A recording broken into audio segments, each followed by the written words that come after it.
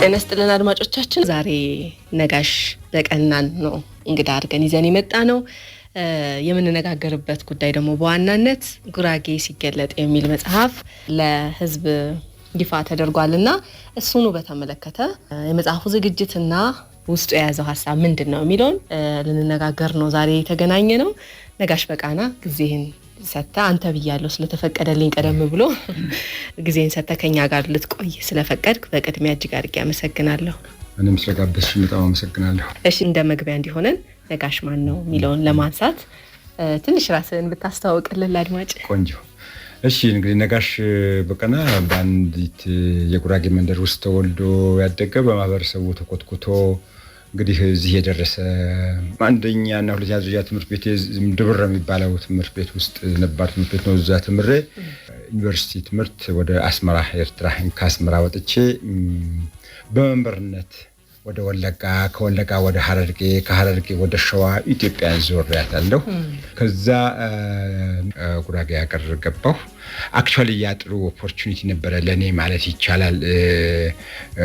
በመሰረቱ ለምን ትንሽ በሰል ካልኩ በኋላ ኢትዮጵያን ዞሬ ካየሁ በኋላ ተመልሼ ወደ ማህበረሰቡ ገብቼ ከማህበረሰቡ ትልቅ አባቶች ጋራ በሰፊ ጊዜ አብሮ ማሳለፍ እድል ፈጥሮልኛል። 16 ዓመት ያህል ቆይቻለሁ ማህበረሰቡ ውስጥ እና ኦልሞስት ያንን ወረዳ ቀበሌ ምናምን በእግሬ ጭምር የዞርኩበት እድል ነበርና ትንሽ ፍንጭ ለማግኘት ረዳኝ። ከዛ ተመልሼ ደግሞ ወጣሁና ወደ ማዕከል መጥቼ ተመልሼ ኢትዮጵያን በስራ የመዞርና ከኢትዮጵያም አልፎ አፍሪካንም ላቲን አሜሪካንም ሩቅ ምስራቆቹንም ጭምር በደንብ ለማየት እድል ገጠመኝ። በስራ ምክንያት እነኚህ ነገሮች ስለ ማህበረሰቦቻችን ስለ ኢትዮጵያውያን ማህበረሰቦች በለጠ እንዳስብ ስለ አካባቢ ስለ ኢትዮጵያ በለጠ እንዳስብ አደረገኝ እና ራሳችንም በምን ያህል እንደገለጽን ትኩረታችን ምን ጋር እንደሆነ ትንሽ ራሳችንም ጭምር እየታዘብኩም ጭምር መጣሁና ቅድም ወደ ተገለጸው ጉራጌ ሲገለጥ ወደሚለው መጽሐፍ አንደረደረኝ። ይሄ ማለት ይቻላል እንግዲህ ጉራጌ በንግድ በቢዝነስ ውስጥ ነው ብዙ የሚታወቀው። ግን ያንተ ምን ነበር ከመምህርነት ውጪ? ጉራጌ አልተገለጠም በአግባቡ ተብሎ ጉራጌ ሲገለጥ የተባለው ለዚህ ነው።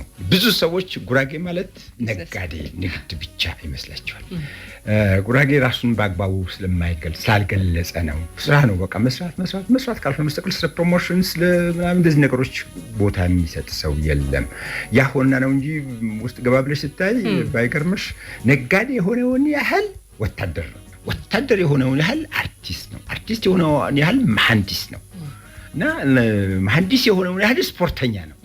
ግን እነኚህ ነገሮች በአግባቡ አይገለጹም እና ሰው ያው ከተማ አካባቢ ያለው ነገር እያየ እንደዛ ይመስለዋልና እንግዲህ እኔ መጀመሪያ መምህር ነበር። በልጅ ልጅ ነግጃለሁ። ጉራጌ ልጅ ያው ከመጀመሪያው ነው ስልጣና አለ። ገና ትንሽ ልጅ ሆነሽ ሳንቲም ለራስሽ መስራት መቻል አለብሽ። ያችን ማስተዳደር አለብሽ። ፍላጎትሽ በዛ ከተማ ሲመጣ ዝም ብሎ ተነስቶ አይደለም የሚመጣው። ማይነርም ቢሆን ተወሰኑ እንትኖች ጌሾ እየለቀምን ሳንቲም እንትን ያለ ዶሮ ጫጩት እየገዛን እንትን ያለ እየሸጠን ምናምን በዛ ስሞል ቢዝነስ ገና በልጅነትሽ የምትማሪበት እድል አለሽና እኔ ተማሪም ሆኜ እንደዚህ ከስሞል ቢዝነስ አልፎ ከትምህርት ጎን ለጎን አዲስ አበባ የመጣሁ ሸቀጦች በጅምላ እየገዛሁ እዛ አካባቢ ላሉት 2-3 ወረዳዎች ለትናንሽ ሱቆች በጅምላ አከፋፍል ነበር ከትምህርት ጎን ለጎን ያለውና በኋላ ግን ትምህርቱ ጋር እየጣረዘ ሲመጣ ትምህርት ወድ ነበርና ያን ድሮፕ አድርጌ ወደ ትምህርቱ ሄድኩ። እንግዲህ ጀምራ ከአስመራ ዩኒቨርሲቲ ወጣው መምህር ነው ሆንኩ። 9 ዓመት አስተምሬያለሁ። 9 ዓመት አስተምሬ 8 ዓመት ደግሞ በትምህርት ማኔጅመንት ውስጥ አስተዳደር ውስጥ ቆይቻለሁ። ከዛ እዛው ዞን ላይ ሌላ 8 ዓመት በልማት አስተዳደር ልማት ማህበር ጉራጌ ዞን ልማት ማህበር የሚባል ነበር። ልማት ማህበሩ 8 ዓመት መርቻለሁ። ከዛ ከወጣሁ በኋላ ግን ከንቦች ጋር ነው ያለሁት። ላለፉት 15 ዓመታት ከንቦች ጋር ነው ያለሁት። ዓለም በአሁኑ ሰዓት ንቦች ከሌሉ ህይወት የለም ንቦች ከሌሉ ህይወት የለም ብሎ ደምድሞ እየሰራ ነው። ያ ግንዛቤ ኢትዮጵያም አፍሪካ ውስጥ አልነበረም። እኔ በአጋጣሚ የመጀመሪያ ዲግሪ ስጨርስ ቴሲሴን የሰራሁት በእነሱ ላይ ስለነበረ ሐሳቡ አለኝ። መጀመሪያ ዲግሪውም በባዮሎጂ ስለነበረ ወርዴ ንቦቹን እንትኖች ያሉ ራሱ ኮርስ አለው ወስጃለሁና በዛ ምክንያት ትንሽ ሴንሲቲቭ ሆንኩ። በቃ ውስጥ ስገባ ሁለተኛ ዲግሪም በሩራል ዲቨሎፕመንት ነው የሰራሁት። ያው ተያያዥ ሁሉ ነገር የሚያካትት ነው። ስለዚህ ወደ ንቦቹ ጋር ነው ለ15 ዓመት በየሀገሩ እንግዲህ ብራዚል፣ አርጀንቲና፣ ካናዳ፣ ጀርመን፣ ፈረንሳይ፣ ጣሊያን፣ ቱርክ፣ ደቡብ ኮሪያ፣ አፍሪካ ሀገሮቹ በጣም ብዙዎቹ እዚህ በቃ እየዞርን ፕሮሞት እናደርግ ነበርና ስለዚህ አሁንም ለዚህ መጽሐፉን ለማዘጋጀት ጥሮታ ወጣሁ። መጽሐፉ ሲጠቃለል አሁንም ሰዎቹም ባክህን ምናምን አሉ። ትንሽ በነበረው ፔስ ሊሄድ አልቻለምና ቦርዱ መልሶ ጋብዞኝ ደግሞ አሁን እንደ ፍሪላንስ ገብቼ ያሁን ጭምር እያገዝኩ ነው ያለሁት። ከንብ ጋር ያለው ማርባት ላይ ውጤቱ ኢኮኖሚው ያለው ነገር ምን ይመስላል? እንደው በስራ አጋጣሚ ባስተዋልከው። ያው ከድሮ በጣም የተሻለ ነው። ባለፈው 15 ዓመት እንግዲህ የኢትዮጵያ ንብ ሀብት ቦርድ የሚል ተቋቋመ ድርጅት ነበር። ይሄን ዘርፍ ለምትለናት ነው ወርዲ ከሴክሬታሪያት ሆኜ መጀመሪያ የጀመርኩት ምን ነኝ። ላለፈው 15 ዓመታት በጣም ብዙ ይፈርት ተደርጓል። በጣም ብዙ በግልም መስዋዕትነት ተከፍሏል። በቡድንም በምንም ብዙ ነገር ተሰርቷል። አሁን ያኔ ማር ይፈለግ የነበረው በአብዛኛው ለመድኃኒትነትና እናቶች ይዘው ተሆነ ጨው ጋዝ መግዣ ትንሽ የሳንቲም ማምጫ አይነት ነገር ነው። እኛ ልጅ ሆነን ምናምን የምናውቀው የሚታሰበው ማህበረሰባችን የሚያስበው እንደሱ ነው። ግን የንብ ዘርፍ ትልቅ ኢንቨስትመንት ኤሪያ እንደሆነ አሁን ሰው ግንዛቤ እያገኘ ፕራይቬት ሴክተሮች እየገቡ ነው። ፋብሪካዎች የተቋቋሙ ነው። ራሶች ያሉ ኤክስፖርት አለው ራሱ ችሎ ስቲል ግን በቂ ይሄ ክህሎት የንቦቹን አያያዝ የማምረት ተግባር ክህሎቱ በደንብ ዳብሮ ግን አሁንም በደንብ እየተጠቀምንባቸው አይደለም። በአንድ ቀፎ ከአንድ ህብረ ንብ እንግዲህ 60 ኪሎ 80 ኪሎ ማግኘት ሲቻል አሁን እኛ 20 ኪሎ 30 ኪሎ ምናምን ነገር ነው የምናገኘው፣ ያው ተሻሻለ በሚባለው ማለት ነው። ስለዚህ እንትኑ ገና መሄድ አለብን። ግን ከግንዛቤ አንፃር በጣም ሩቅ ሄደናል ከነበርንበት አንፃር ማለት ነው። በፊት እኛ ስንጀምር ስለ ንብ ለማስረዳት አንድ የግብርና ሚኒስትሩን ለማግኘት 2-3 ወር አቢት ማለት መጠየቅ ነበረብን ይሆናል። መጀመሪያ ላይ 10 ደቂቃ 15 ደቂቃ ሊሰጥሽ። ዛሬ ሚኒስትሮቹ ሰፊ ጊዜ ሰጥተው በራሳቸው ጊዜ በጣም ዘርፉን አንድ አጀንዳ አድርገውታል። ፕራይም ሚኒስትሩ ጭምር በደንብ ስለ ንብ ዘርፍ ያለው አቅም በደንብ ተረድተው የሌማት ትሩፋትን ሲያውጁ እንደውም ንብ በሳቸው ሀሳብ ጥያቄ መሰረት ነው ንብን አካቱ 4 ኮሞዲቲ ነው ያለው ሌማት ትሩፋት ውስጥ ከአራቱ አንዱ ማር እንዲሆን ያደረጉት እንግዲህ ኢትዮጵያ ውስጥ ከተፈጠረው ግንዛቤ መሪው ደግሞ እንደ መሪ ቀደም ብለው ሁኔታውን መረዳት አቅማቸው ጋር የተሰጣቸውን ከመያዝ ጋር የሚያያዝ ነውና ስለዚህ አሁን ከመሪው ጀምሮ ስለ ንብ ጥሩ ግንዛቤ በጣም የተሻለ ግንዛቤ ተፈጥሯል። ግን ገና ብዙ መሄድ አለብን። ለምን አሁን አናውቅም እንጂ እኛ ስለማር ነው የምናወራው፣ ስለ ሰም ነው የምናወራው። ግን ከንቦቹ ሌላ ብዙ ነገር ማግኘት ይቻላል። ወደ 7-8 ሁሉም ኤክስፖርት ፕሮዳክቶች ናቸው። ፖለን የሚሉት አለ፣ የንብ ሙጫ የሚሉት አለ፣ ቬነም የሚሉት አለ። እነኚህ ሁሉ አንድ ሊትሩን $1,500 የሚሸጥ $2,000 የሚሸጥ ምርት አለው። አንድ ሊትሩ ካመረች $25,000-30,000 የሚሸጥ ምርት አለው ንብ የተወሰነ ቴክኖሎጂ ጨምረሽ ምናምን ከሰራሽበት ማለት። ስለዚህ ገና ብዙ መሄድ አለብን። በጣም ብዙ ነው አቅማችን፣ በጣም ብዙ ነው፣ በጣም ትልቅ ነው።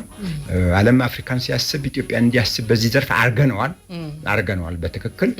ግን የማምረት አቅማችን ማሳደግ ይጠይቀናል። አሁን ገበያው አለ ተፈጥሯል፣ ሁሉም ልግዛ ብለው እየመጣ ነው። ግን የሚገዛው እያጣ ነው የሚገዛው እያጣ ነውና ስለዚህ ምርታማነትን ከማሳደግ አንፃር በተለይ ጥራትን ከመጠበቅ አንፃር ገና ብዙ መስራት ይጠበቅብናል። ግን የሚገርምሽ ንብ ዘርፍ ላይ ኢንቨስት ማድረግ ማለት ገንዘብ ብቻ አይደለም፣ እቺ ኤክስፖርት አይተም ማግኘት ብቻ አይደለም፣ የአካባቢ ጥበቃ ስራም ጭምር ነው።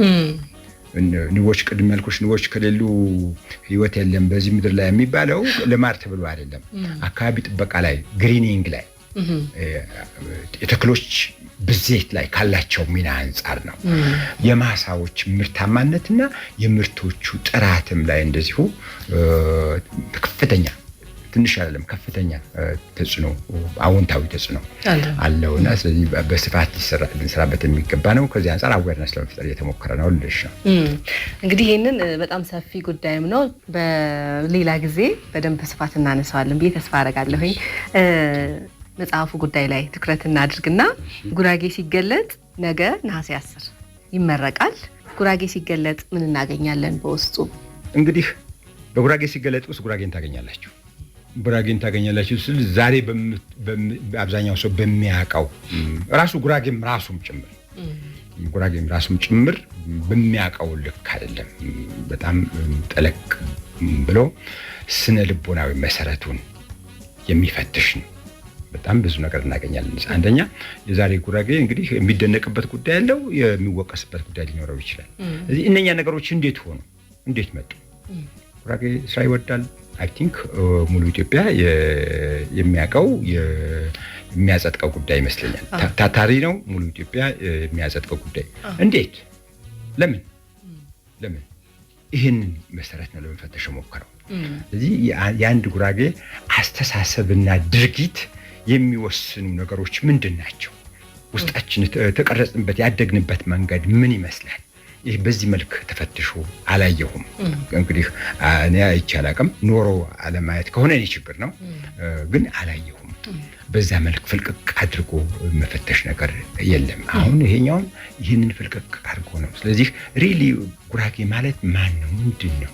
እንዴት ነው የሚያድጉት? እንዴት ነው እዚህ ጋር የደረሱት የሚለው ነገር አንዱም ሀሳቡ ይሄ የልምድ ልውውጥም ጭምር ነው። ከአንዱ ጋር ያለው ነገር ወደ ሌላው ፊደል የቆጠሩ ሰዎች በአግባቡ ገልጸን አላስተላለፍነው። ማህበረሰቦቻችን እርስ በርስ እንዲማማሩ አላደረግንም እና እዚያ ጋር እንደውም በመጽሐፉ ሚዲያውም ጭምሮ እየወቀስኩ ነው። የተማርንኛም ራሴንም ጨምሮ እየወቀስኩ ነው የመጣሁት እና ራሳችንም በቃ ፊደል ቆጥረን የምናየው ወደ ውጭ ነው። ፊደል የቆጠርን ሰው ከየማህበረሰቡ ወጣን ሰዎች ማህበረሰባችንን ከመግለጽ ከማስተዋወቅ ስንሄድ ደግሞ ሌላ ቦታ ስንሄድ ያገኘነው ነገር ደግሞ ወደ ማህበረሰቡ አምጥተን ፖዚቲቭ ነገሮች እዛ ኢንጀክት ከማድረግ ይልቅ ውጭውን ነው የምናየው። ሌላው ሚዲያም ቢሆን አገር ውስጥ ምን አለ ብሎ አይደለም እያየ ያለው እና ቅር የሚለኝ ነገሮች ነበሩ ከሚዲያውም አንፃር። ለሰይ ዛሬ ላይ አሁን ዘመኑ ሴቶች ብራይዳል ዴይ ኦር ሰምቲንግ ተብሎ ይሄ ከጋብቻ በፊት የሚደረግ ነገር አለ። ይሄ ሎንግ ጉራጌ ውስጥ የገንየ ተብሎ ዛሬ ስንት ዓመት የሚደረግ ነገር ነው። የእናቶች ቀን ተብሎ ዛሬ ኢንትሮዱስ ለማድረግ እንሞክራለን ኢትዮጵያ ውስጥ። ጉራጌ ውስጥ ግን አንትሮሽ ተብሎ እኛ ልጅ ሆነን እናት በቃ በዛች ዕለት ነጭ ልብስ ለብሳ ድረቷን ገልጣ ፈልሰስ ብላ ነው የምትቀመጠው።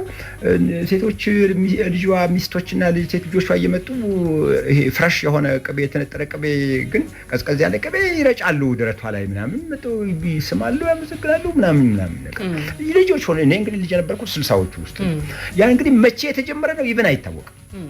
እነኚህ ነገሮችን ቆፍሮ አውጥቶ መጀመሪያ የራሳችንን ነገር አውጥተን በደንብ ዶክመንት አድርገን አንዱ እያንዳንዱ ጋር አሁን እኔ ስለ ጉራጌው ነው የምነግርሽ፣ ግን እያንዳንዱ አማራ ጋር ብትሄጂ እንደዚህ ነገር፣ ትግራዩ ጋር ብትሄጂ፣ ሶማሌው ጋር ብትሄጂ እንዲህ ሆኑ ዩኒክ ሆኑ በጣም ቆንጆ ልንማራቸው የሚገባ ነገሮች እዚህም እዛ ሁሉም ጋር አሉ።